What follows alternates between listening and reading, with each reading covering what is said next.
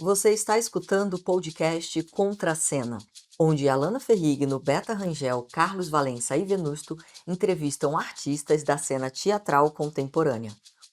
Hoje, o bate-papo é com uma companhia que há quase 3 décadas tece histórias através do encontro entre o movimento, o som e a imagem.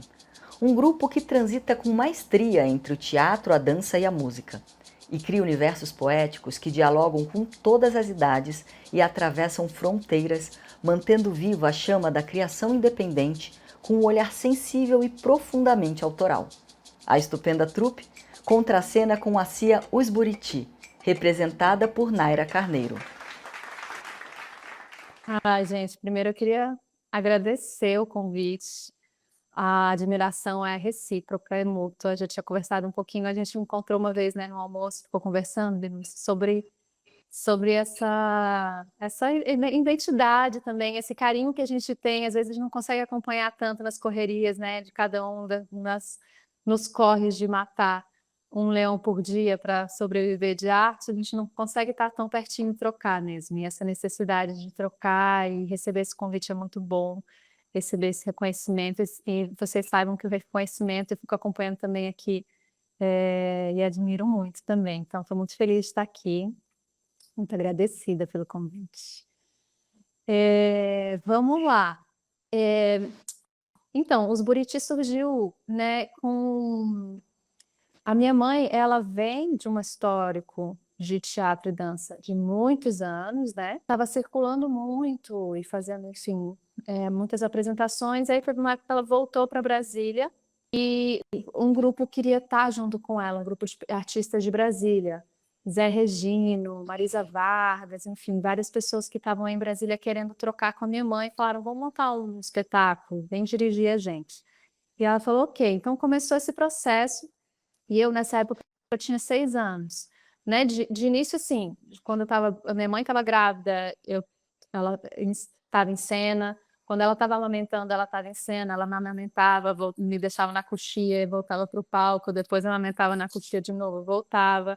Então, assim, essa relação com o teatro sempre foi muito presente para mim. E quando ela estava montando esse espetáculo, eu tinha 6 anos, e um dia ela foi comprar os tecidos para fazer os figurinos do espetáculo. Eu estava junto com ela, e eu peguei os tecidos que eu queria e falei, esses são os meus, e entreguei para ela. Isso com 6 anos. Eu tinha 6 anos. Ela ficou muito surpresa. Acho que para mim era meio claro que eu já estava ali no meio, né? Só ela que não tinha entendido que eu já me sentia parte. E aí ela foi mandar fazer os figurinos então para mim também, e começou a mudar o espetáculo inteiro, porque para ter uma criança em cena, para o espetáculo poder dialogar com as crianças também. E aí que a gente disse que surge os Buriti, porque surge essa estética nossa de teatro para todas as idades, né, que tem essa preocupação, né, com o teatro infanto-juvenil, né, como a galera categoriza, mas que a gente chama, né, para toda a família, para todas as idades. E a gente tem muito essa preocupação de fazer um teatro que não infantiliza as crianças, enfim, então as histórias que a gente busca, a maneira como a gente trabalha, como muitos outros grupos, né, do Brasil também fazem, não que a gente é nada de inédito não, mas a gente tem essa preocupação, a gente fala dela, né? Mas, e aí surgiu os Buriti daí. E aí depois, aí participei de um outro espetáculo quando eu tinha 8 anos, estava em São Paulo, meus pais foram morar em São Paulo, meu pai é cenógrafo, e desde essa época já fazia cenografias também para minha mãe e para os Buriti, consequentemente, até hoje, ele também assina várias cenografias da companhia. E aí, com 8 anos, e depois fiquei assim, né, um período assim, dessa pré-adolescência, assim, entre 10, onde se mudou de novo e tal. Teve uma vida um pouco andarilhazinha.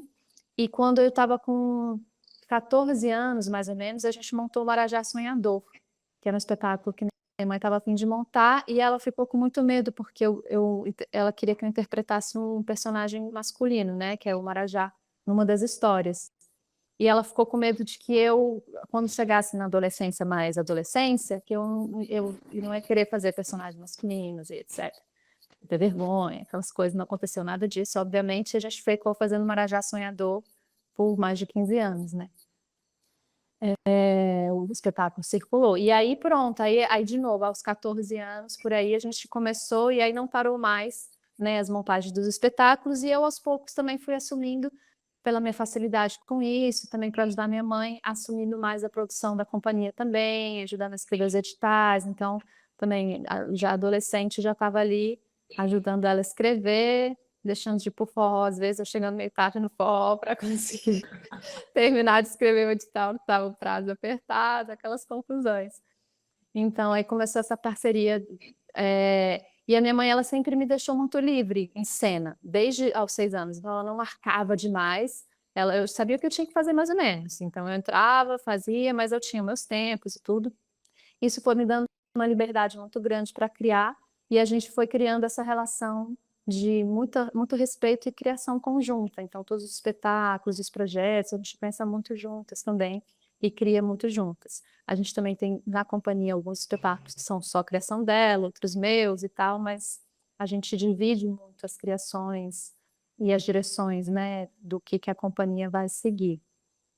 Hoje a companhia, ela tem esse cerne, que sou eu, minha mãe, e a gente tem o meu irmão, o Bian, ele já não teve alternativa. Depois que minha mãe soube que podia colocar a criança em cena, né? Que eu escolhi. O meu irmão, quando tinha 5 anos, ela já fez um espetáculo. Minha mãe tem essa generosidade, entendeu?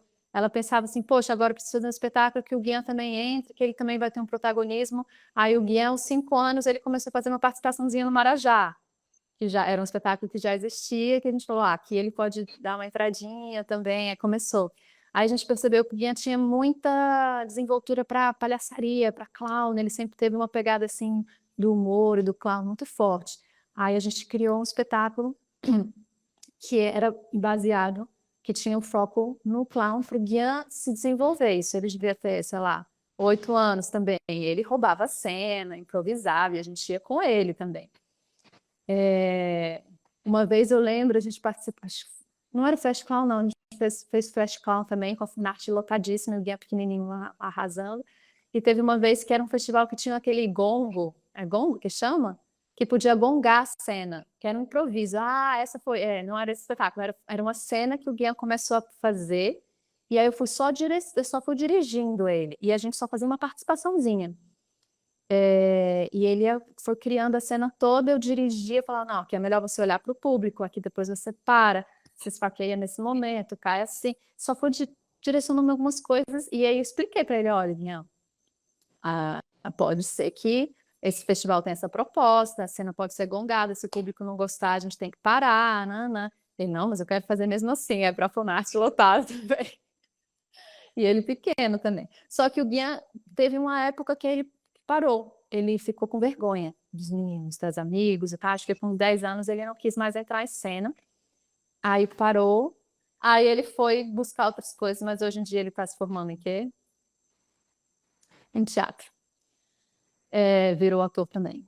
Não teve solução. Então, tem esse núcleo, e aí o Guian, minha mãe, eu, e a gente tem os músicos que estão com a gente há muitos anos, que fazem parte da companhia também, e que, a depender de cada espetáculo, a gente tem uma formação de músicos diferentes. Mas tem o André Togni, que está com a gente desde esse primeiro espetáculo, que eu tinha 6 anos de idade.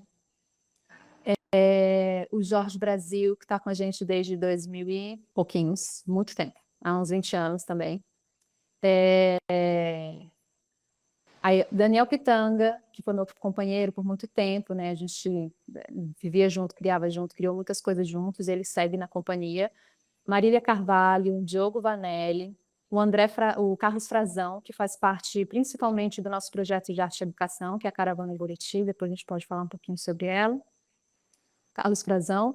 E agora, com o espetáculo do Depois do Silêncio, a gente agregou o espetáculo para a companhia também. Então, Renata Rezende e Camila Guerra são essas também buritizinhas também, mais recentes, assim, que por causa desse espetáculo estão agregadas também. E hoje, por exemplo, hoje, em Buriti, você falou esse núcleo, você, sua mãe e seu irmão, como é que vocês se organizam estruturalmente em termos de escrita de projetos, em termos de, sei lá, site, Instagram, quando vocês têm os projetos aprovados, e como é que Alguém faz a produção, executiva, como é que vocês se organizam, entendeu? Ou vocês contam com equipes terceirizando para poder, né, gerenciar tudo isso? Então, são várias fases e depende de cada projeto também. Dentro dessas fases, a gente também várias coisas. Eu assumi muito a produção e ultimamente eu tenho me retirado um pouquinho, tenho ajudado mais na coordenação da direção, dessa direção e coordenação da produção.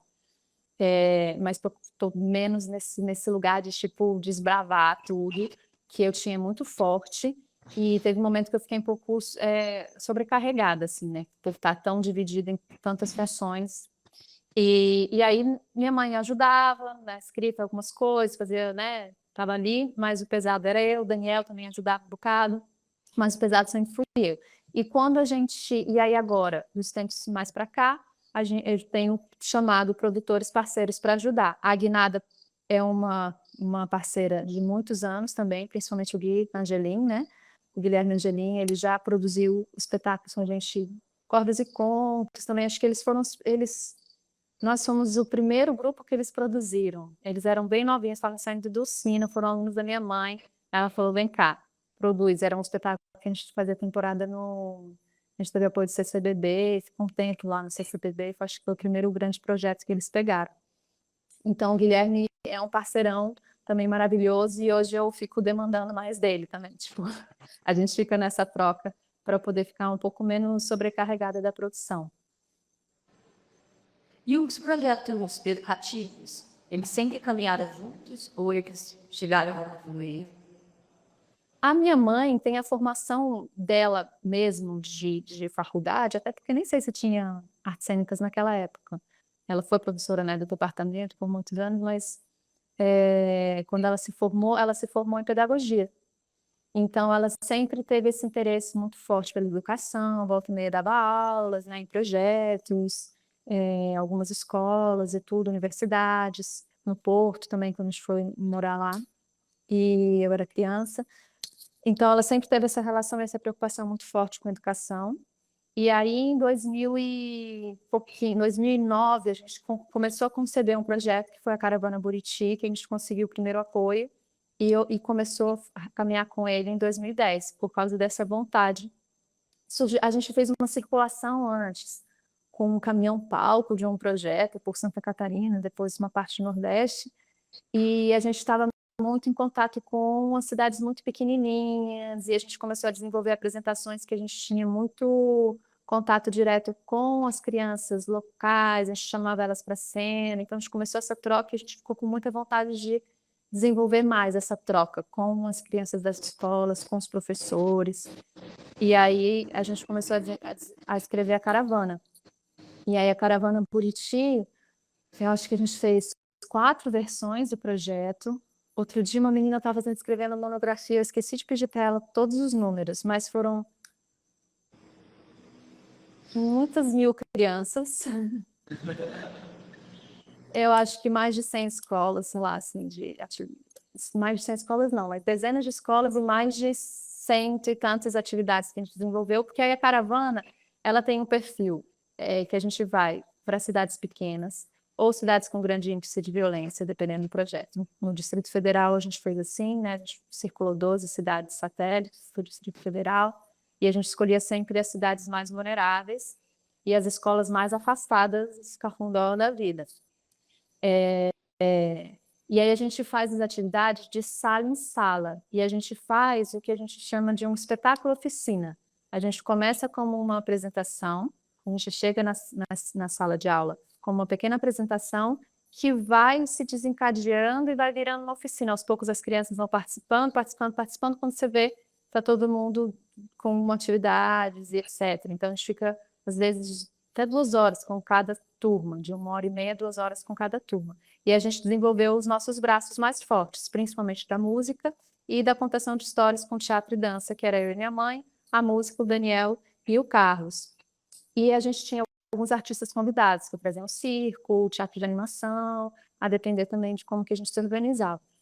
E aí a gente desenvolvia também as oficinas específicas para professores e as apresentações que eram ou nas pátios da escola, para a criançada toda, ou nas praças das cidades. E a gente ficou muitos anos com o Carneirinho, agora ele está parado e ele daqui a pouco não vai fazer mais parte do Buriti, mas com o nosso ônibus casa, que a gente circulava com ele, e a gente dormia, e a gente dormiu já em pátio de escola, em seminário de padre, tudo. A gente estacionava, usava o banheiro dos lugares que a gente estava apresentando, faziam nossos apoios, e as crianças, tipo, às vezes acordavam, tipo assim, chegavam na escola, o ônibus já estava lá, a gente criava uma outra relação com as crianças, com a equipe, porque cada escola a gente passava vários dias, né? Porque como a gente passava quase de sala em sala, a gente tinha que passar alguns dias na escola, em cada escola que a gente escolhia ficar. Quando vocês fizeram o Ordinary lá na Funarte, vocês colocaram ele lá fora. Eu lembro que eu levei a Alice foi maravilhosa, entrou. Foi. Nesse na Funarte, a gente fez uma comemoração de 20 anos da companhia e o lançamento do CD do Cantos de Encontro. Cantos de Encontro é um espetáculo show, assim.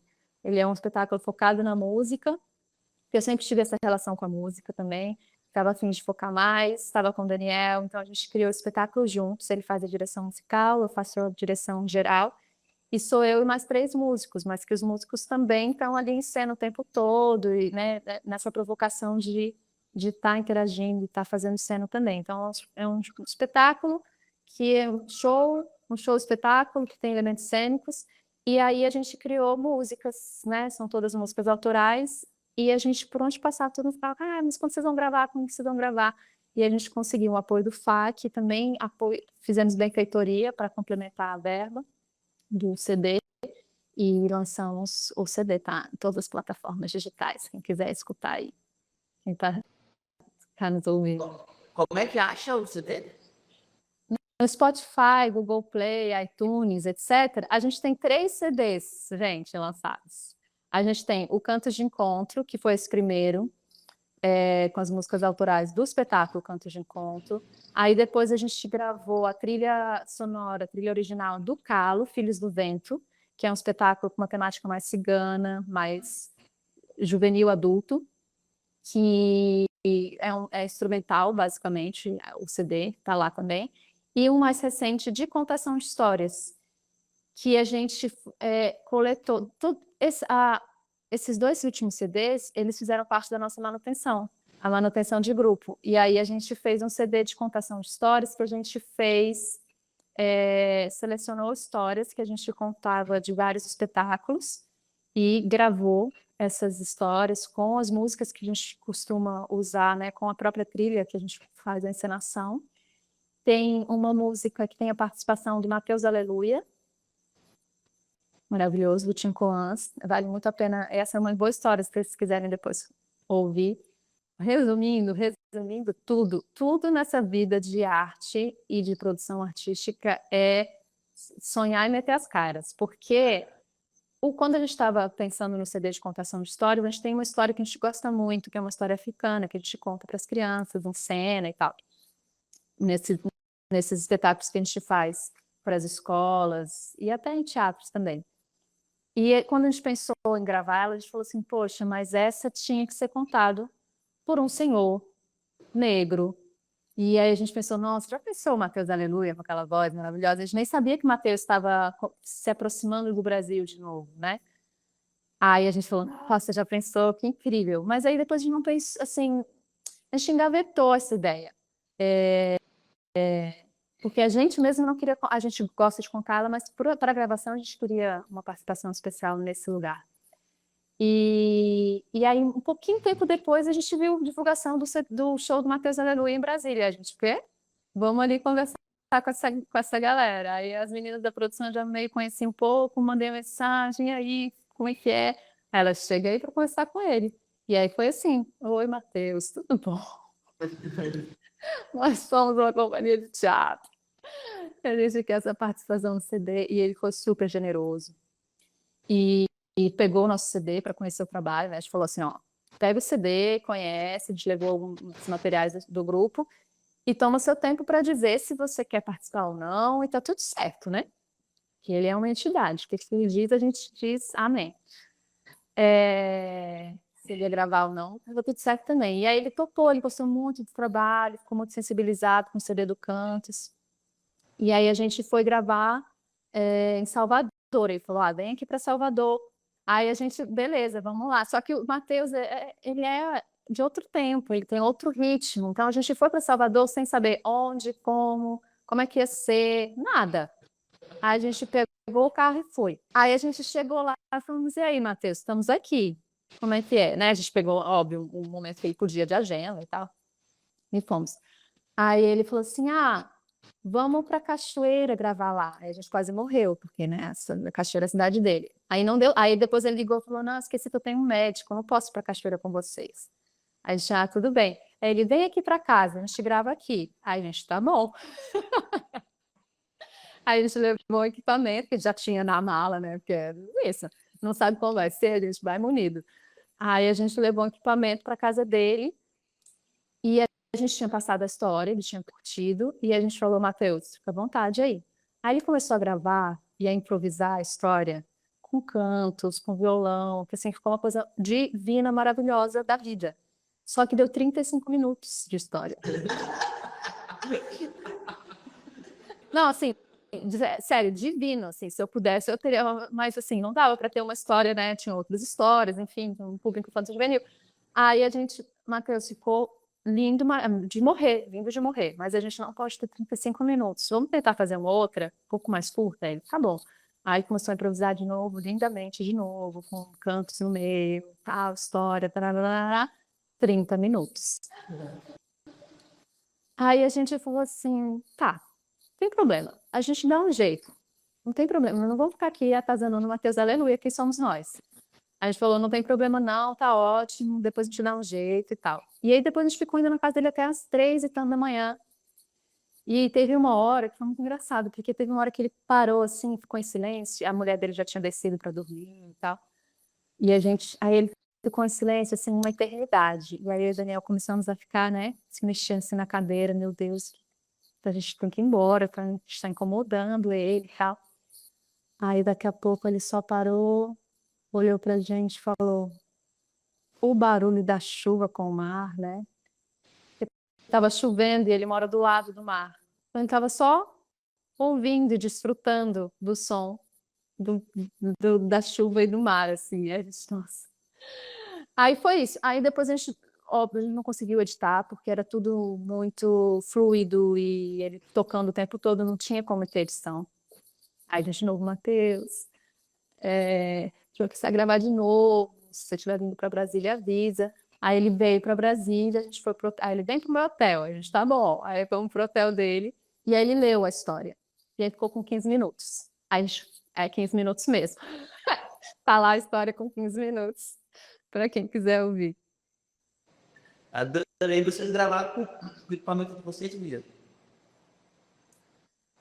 A maior parte, sim, a gente foi gravando, porque como a gente tem é um grupo de teatro, tem um mundaréu de músicos, e todos muito maravilhosos, muito experientes, que têm equipamentos, o André Todman tem estúdio, então a gente gravou muita coisa no estúdio do André, outras coisas no sofá de casa, que os meninos ajeitavam o som, a gente ia organizando, e do jeito como a gente queria. O Cantos de Encontro, a gente também teve uma parceria muito maravilhosa com o que era o Espaço Ética, né, o ETCA,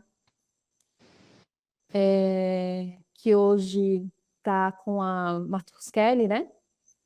E a gente tinha ali, entrada livre, a gente ficava muitas horas ali, o Daniel depois supriu com horas de trabalho para compensar, mas a gente era muito amigo do Heineken e tal, e a gente teve esse privilégio também, então a gente ia para lá, ficava de madrugada, usava os equipamentos, então para fazer o processo da forma que a gente achava que tinha que ser, assim, mais tranquilo. Eu tenho curiosidade, cara, você me falou, como é que é essa questão de estar em cena e de criatividade, de criação com a sua mãe? Sempre perguntam isso. A gente construiu uma relação muito harmoniosa mesmo, assim, de muito respeito na criação. A gente tem uma forma muito fluida de criação nos Buriti, assim, então a gente permite muito que os músicos, por exemplo, estejam, né, tranquilos para criar, para pôr coisas, e a gente ao mesmo tempo. Então, cada um é muito respeitado individualmente na sua parte criativa. Eu acho que isso é o mais fundamental para a gente não ter atritos nem nada. Então, a gente. E por causa. E por ser mãe, filha, filhos, etc., a gente tem, obviamente, uma conexão muito grande. Então, a gente, né, com o olhar, a gente já se entende, quando está em cena, dá alguma questão, a gente já se entende muito rapidamente, se respeita muito nessa parte criativa. Esse, para mim, é o segredo. Então, a gente não tem brigas e tal, e a gente consegue também falar as coisas muito diretamente, assim, de uma forma cuidadosa e carinhosa, mas falar as coisas que a gente tá achando, né? Eu corto muitas vezes as asinhas da minha mãe. Ela chega com uma coisa e fala, não, isso não dá, não sei o quê. Aí eu proponho outra coisa, aí ela, ai, tá bom, não pode ser. E aí depois ela também já, e daqui a pouco já não sabe quem é que criou o quê. A gente já misturou tudo assim de um jeito que é uma criação minha e dela muito, muito, muito fluida, muito dinâmica. E o que a gente precisa tomar cuidado, e eu fui percebendo isso depois de muito tempo também, é desse cotidiano não estar sempre atrelado ao trabalho, porque se deixar, a gente está sempre falando de trabalho, está sempre cobrando, já escreveu, já não escreveu, né? Quando é que vai ser, o edital está fechando, e a criação, e não sei o que, o figurino, lá. Então, se você deixa, a gente só fala sobre isso.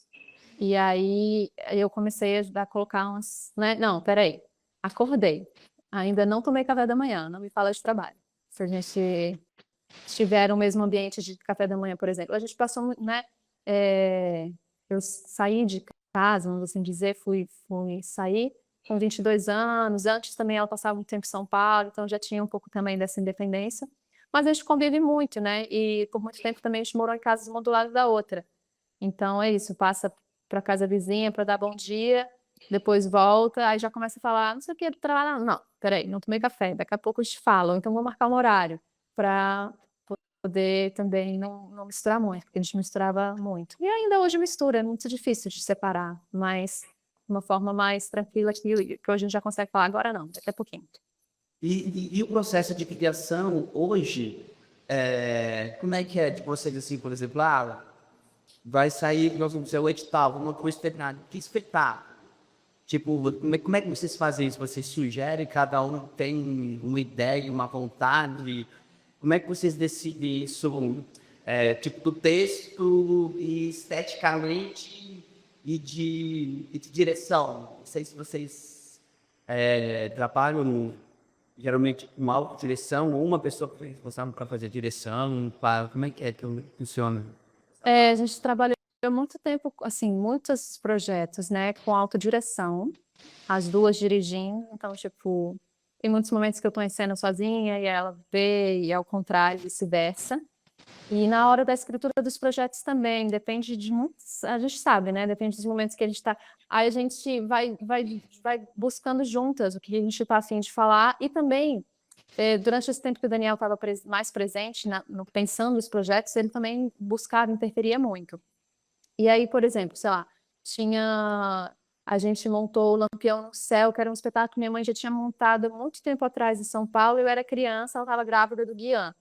E eu sempre gostei muito desse texto. E aí, na manutenção, eu falei, mãe, vamos fazer esse texto de novo. Agora a gente em cena, porque ela só dirigia na época, né? Estava também com um barrigão muito grande. E aí a gente chamou um diretor de São Paulo, o Luiz André Cherubini, porque a gente sentiu que a gente queria trocar com uma outra direção. O Calo, Filhos do Vento, nós duas. O Calo, eu tive participei de um workshop que o Maurice Durosier deu, que é um ator do Teatro Soleil, e ele curtiu muito o meu trabalho, ficou sabendo da Companhia do Buriti, curtiu muito, e nos deu esse texto e falou, olha, se vocês quiserem montar, vocês podem montar. Aí eu fiquei com aquilo encucada, mostrei para minha mãe, aí a gente pediu para fez uma tradução, leu, viu se gostou ou não, se batia, a gente falou, não, a gente quer fazer. E aí começou, né, a buscar o patrocínio para a execução dele. Aí, por exemplo, tem o Blima ou a Aurora, que são solos da minha mãe, porque minha mãe vem dessa trajetória de solos. E aí, depois que teve os filhos que atrapalharam a trajetória dela, ela ficou um tempo sem criar esses solos e depois voltou a criar também. E aí, nesses momentos, por exemplo, ela cria mais ela mesma. se dirigindo e fazendo os seus próprios processos.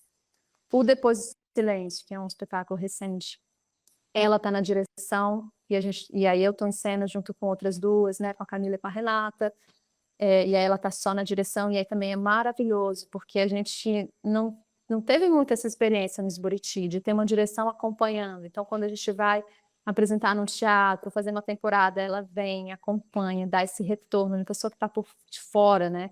Que poucas vezes a gente teve. E aí é ótimo, porque ela tem um olhar de águia, né? Ela vai lá e fala: seu pezinho estava meio assim, isso não é bom, porque passa que você está relaxado, né? Enfim, aí é muito legal. Quando minha mãe está fora dirigindo, é muito maravilhoso. E a gente troca muito. O A Beira do Sol, que é o espetáculo mais recente, depois do Silêncio, eu fiz aqui no Rio em parceria com um ator e dramaturgo daqui. A gente divide a direção. Teve um bom momento também que ele não pôde acompanhar os ensaios, e aí eu ensaiava sozinha, e, né, ia buscando coisas, depois ele vinha e a gente ia trocando. Mas aí depois também fui estrear em Brasília, minha mãe olha, comenta, traz coisas, né? A gente está sempre trocando. Tá sozinho no palco desse seu último espetáculo, certo? Nesse último eu tô sozinha. Aí eu já tinha feito assim contações de histórias, né? Viajando, aí eu tipo sozinha me virava, fazia contações de história, atividades, coisas assim. Mas no teatro mesmo, com uma plateia toda pra gente, foi a primeira vez. Ai, foi delicioso, assim, o solo ele é aquela delícia, aquele martírio, né, porque enquanto eu montava também, eu assistia espetáculos que tinha muita gente, eu ficava: "Por que eu tô fazendo uma coisa que eu tô sozinha em cena? Não há sentido disso". Eu sofria também. E depois você quando tá sozinha em cena também, aí você ama, né, tá ali e tal, é assim, é um desafio que eu acho que muitos atores, né, sonham em passar por ele, porque assim, acho que é um rito de passagem bem maravilhoso. Minha mãe passou esse rito de passagem novinha, então ela já veio assim, muito sinistra. E eu não, vim só para agora fazer essa criação. E tem sido uma experiência muito gostosa, assim, foi surpreendente para mim também, porque assim, né, você segurar sozinha 50 minutos, né, uma plateia toda grande. Uma outra coisa, né, uma curiosidade, uma dúvida assim, eu tenho, é que vocês estão sempre a sensação que eu tenho, né? Estão sempre viajando muito e até em turnês internacionais, assim. Como é que foi dando essa internacionalização dos Buriti? Cada projeto, cada situação são diferentes. Eh, Acho que a primeira vez que a gente foi para fora mesmo, mãe, se eu estiver errada, você me avisa aí, você tá aí ainda, né? Eu acho que foi para a Índia. Fomos apresentar o Marajá Sonhador na Índia. E aí foi uma indicação. O Guilherme Reis, o festival lá da Índia entrou em contato com o Guilherme por causa do festival de cena que ele faz, e ele achou que tinha a ver o nosso trabalho para lá. Aí, aí a gente, na época, tinha o link, que agora a gente tem de novo, mas tinha o link e tinha o que inspirou o Conexão Cultura de Brasília, né? Tinha essas passagens para artistas que eram um projeto nacional. E a gente entrou e conseguiu as passagens, porque o festival não tinha. Muitas vezes os festivais de fora não tem muito esse aporte, né, para você. E para a gente que está em Brasília, a gente tem que aproveitar muito a Conexão Cultura, porque se você fala para o festival que curtiu o seu trabalho, você fala assim: eu tenho as passagens, amigo, eu consigo. Me manda uma carta aí que a gente vai correr atrás, a chance de dar certo é muito maior.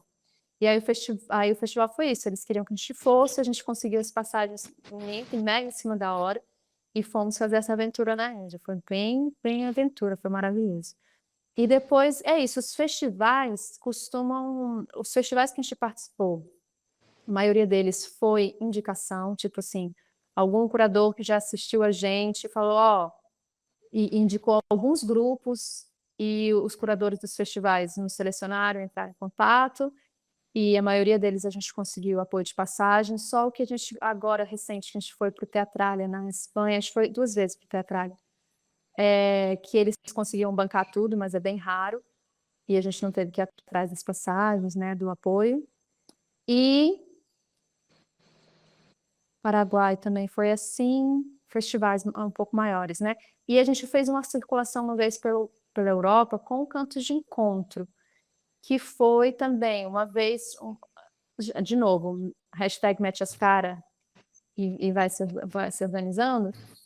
Uma vez eu estava apresentando cantos de encontro no Jardim Botânico, uma mulher assistiu, deu o cartão e falou assim: "Olha, sou brasileira, eu tenho um projeto". Ah, Romênia, a gente foi para a Romênia também. Aí a Romênia foi o festival que a gente se inscreveu. Eu vi, assim, inscrições abertas. Festival Puppets Occupy Street. Aí eu: "Tá, vou inscrever". Me inscrevi e a gente foi selecionado. Nem a gente acreditou. Assim, tipo: "Caraca, lá vamos nós". Eles tiveram que fazer algum tipo de adaptação em relação à língua ou não? Ah, então, isso é uma questão. Na Romênia foi uma experiência, assim, interessante. A gente falou: "Ah, vamos preparar as legendas para o espetáculo. E aí, qual língua que a gente faz? Pode ser em inglês?" Eles: "Ah, sim, claro, pode fazer em inglês". Aí a gente preparou todas as legendas do espetáculo em inglês, aquela coisa, pagamos o tradutor, arará. Aí a gente chegou lá, nenhum espetáculo deles tinha essa coisa de legenda. Aí a legenda ficava num lugar péssimo, ninguém falava inglês na plateia. E o nosso espetáculo era o último, eles faziam um esquema muito doido com várias atrações, uma atrás da outra, que não tinha intervalo, assim, ó, tarararará. E aí chegava nosso espetáculo, que era precisava ser à noite, que começava à tarde, com o teatro de sombras e tal. O público já estava esgotado, ninguém entendia nada de inglês e o nosso espetáculo, o calo é muito, muito texto.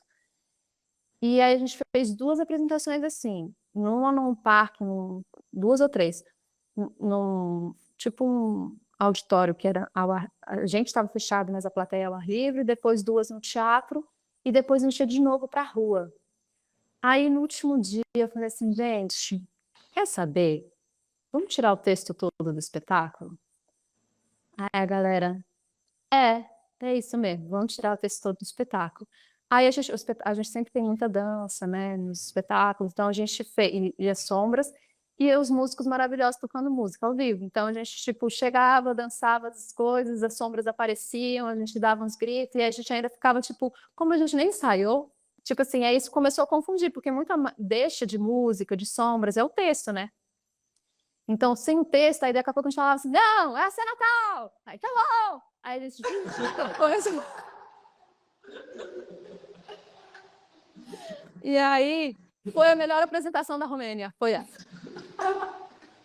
A melhor, o público se amarrou, foi uma festa, foi assim, perfeita.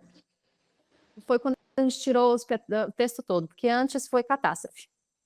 A gente via o público disperso, indo embora, não estava nem aí para o espetáculo, a galera não entendia porra nenhuma. Aí no última a última apresentação, todo mundo saiu assim, tipo: "Caraca, que maravilhoso", sucesso total, foi sucesso total. E ó, Aí tem esses perrengues, né. Aí da Europa a gente fez uma circulação bem por 3 vezes, uma com cantos com nós 4, uma vez eu e Daniel, depois só eu, com o Elo Europeu de Educadores de Português como Língua de Herança, que é uma circulação muito informal de famílias que têm filhos, ou a mãe ou o pai é brasileiro e eles têm essa vontade de manter a língua materna, né, essa língua, que as crianças estejam em contato com o português, mesmo que tenham nascido na Alemanha, na Áustria, na Grécia, lá, lá, lá. E aí a gente fez essa circulação pelas famílias que queriam, por essas organizações que nos queriam receber. Aí cada organização se organizava e falou: "Ah, eu quero, eu quero, eu quero, eu quero". A gente ficou quase 2 meses circulando, foram 16 países, 16 cidades, 16 países não, 16 cidades de 6 países, eu acho. Aí a gente foi pingando e assim, rodando chapéu, vendendo CDs, e cada um se organizava, ou rodava chapéu, ou pedia uma contribuição, e a gente conseguiu as passagens do FAC também, e aí foi super legal também, a circulação foi bem puxada, a gente foi bem puxadona, assim, muitas apresentações, oficina e tudo, mas a gente conseguiu, fazer uma circulação legal, voltar com dinheirinho também, foi bom. vocês já saíram daqui do Brasil com toda essa turnê já preparada por todas essas cidades? Já. A gente essa mulher que estava contando foi assistir o Cantos de Encontro, me deu o papelzinho, aí quando a gente foi o cartãozinho dela, quando a gente foi para a Índia, eu e o Daniel, a gente queria viajar um pouquinho mais, só que artista não tem dinheiro para ficar viajando, gente, nunca viajei assim, tipo, férias. Eu organizo o trabalho onde eu quero ir, então a gente falou assim: "Poxa, a gente queria viajar um pouquinho, né". O Daniel nunca tinha ido para fora e tal. Aí eu mandei mensagem para ela, um e-mail, falei: "Olha, a gente está passando aí, o nosso voo é pela sua cidade, Munique. Se a gente, né, podia aproveitar, eu e o Daniel podemos fazer uma apresentação". Aí ela: "Ai, maravilhoso, mas eu não tenho como oferecer muita coisa, eu tenho como oferecer hospedagem, é uma ajuda de custo", e a gente, tipo, era tudo que a gente queria, porque a gente queria ter um lugar para, né.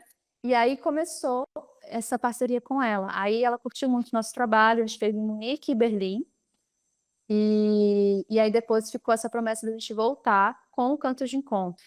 E aí ela jogou para todo mundo da Europa que ela conhecia, e todo mundo, assim, a gente nem foi para todas as cidades e todas as organizações que queriam nos receber, porque eram muitas mais. Só que a gente tinha um tempo reduzido, tinha que voltar também, e foi super batidão, a gente conseguiu organizar, e aí a gente foi à Alemanha, Áustria, Espanha, Grécia, eh França, enfim, foram vários lugares, mas a gente também mal conhecia os lugares, ia rapidinho, assim, alguns lugares que a gente podia ficar um pouquinho mais. Porque cada organização tinha que organizar a nossa chegada lá, tipo, eles tinham que pagar nossas passagens para chegar na cidade deles, a nossa hospedagem, que a maioria das vezes ficava na casa das famílias e tudo, e eles organizavam a nossa alimentação também, então a gente não tinha gastos viajando, né, então tudo que a gente arrecadava, a gente conseguia dividir, a gente levou muitos CDs, a gente vendeu muitos CDs. A gente levou cento e tantos CDs, a gente vendeu tudo, voltou, não deu para quem quis. Nossa. Ai, gente, eu sou super a favor e defensora dos teatros de grupo, porque é como a gente sobrevive, né. A gente precisa se juntar com as pessoas que a gente se afina, e aí a gente consegue fazer acontecer, porque quando um está desmoronando, o outro está ali firme e puxa o outro e, né, vai fazendo, fazendo, porque essa vida de artista, ela é muito difícil, né. Às vezes eu vejo muitos artistas, São Paulo e Rio, que tem uma dinâmica cultural muito forte, mas que não tem um grupo ou que não tem esse perfil que nós em Brasília desenvolvemos muito, né, tipo, correr atrás, fazer seus próprios projetos, conseguir editais e tal, então eles ficam também muito à mercê de testes, de serem chamados, de passar numa seleção de musical, de não sei o quê. Então isso é muito frustrante também. É um caminho maravilhoso também, é maravilhoso, porque tem gente que também não tem esse perfil que quer estar criando, ele quer estar a serviço de outras criações, e que é maravilhoso também, não estou, né, colocando o grau de melhor ou pior. Mas eu acho que o grupo dá essa força, assim, pra gente, toda vez que a gente, tipo, leva um caldo, que a gente leva vários, o grupo fala: "Ei, vamos reerguer, a gente vai pensar numa outra solução, vai pensar num outro projeto, a gente vai fazer acontecer, a gente se organiza, a gente faz mesa", porque o grupo ele tá ali para sustentar, né, essas nossas maluquices e criações e vontades, né. E estar sonhando com o outro nos faz querer sonhar mais, né. A gente está ali para o outro também, não só para nós mesmos. O podcast Contracena é idealizado pela Estupenda Trupe e conta com o apoio do FAC, Fundo de Apoio à Cultura do Distrito Federal.